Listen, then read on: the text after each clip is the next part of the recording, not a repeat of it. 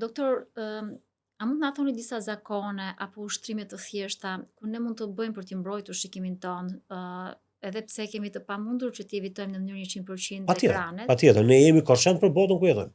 Patjetër.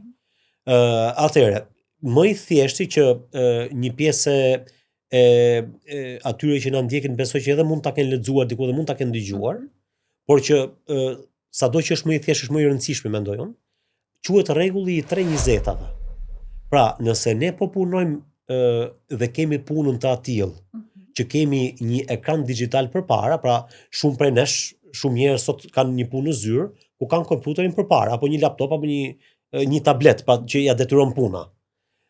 Rregulli i 3/20-ave përkthehet kështu, pra është e rekomandueshme dhe e këshillueshme çdo 20 minuta, të paktën për 20 sekonda minimalisht, të shikojmë 20 metra larg ose mundësisht në infinit, nëse është e mundur. Pra, një shembull i thjesht, mund të dalim në dritare nëse është e mundur dhe të shikojmë malin e dajtit, pra në infinit, sa më larg. Mund të shohim antenat e malit dajtit, për shembull, një shembull i thjesht. Ç'a bën kjo? Ky pushim qoftë 20 sekondë, siç e tham. Dhe idealja ndoshta edhe pak më i gjatë se 20 sekonda.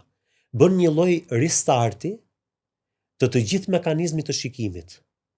Pra, ne kemi qenë duke parë nga afër dhe ky është një shikim që në fakt nga ana e fiziologjisë se si është ndërtuar syri, shikimi nga afër është gjithmonë më i lodhshëm se sa shikimi larg.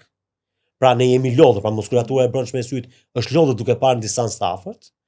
Ky shikim në infinit, duke parë malin e dajtit apo kudo qoftë, ja thon të jetë më shumë se 20 metra.